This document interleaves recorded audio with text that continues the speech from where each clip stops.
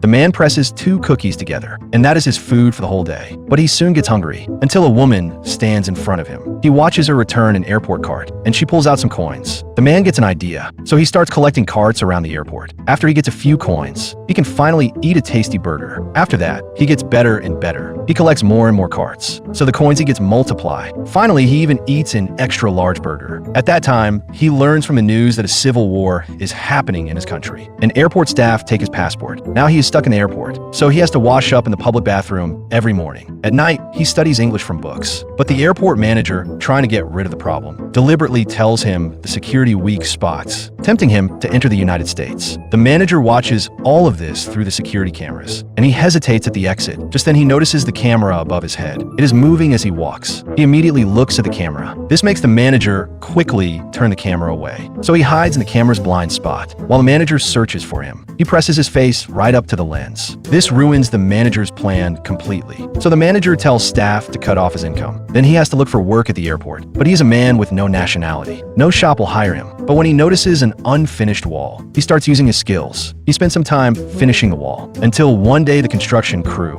finds him. The foreman admires his skill. So from that day, he officially has a job. Gradually, he becomes friends with the airport staff. Even thanks to him, he helps 2 co-workers who like each other get married. Finally, the day arrives. The war in his country ends. By normal process, he can enter the United States. But the manager, who has been against him, uses his friend's jobs at the airport as a threat and forces him to return to his country. And the kind man can only accept it quietly, until the cleaner who learns the truth rushes in front of the plane and uses her body to force the plane to stop. Soon a large group of police surrounds the cleaner. So the man, without worry, surrounded by all the staff, walks toward the airport exit. Even the head of airport security gives him his coat. Finally, he steps onto the land he has longed for.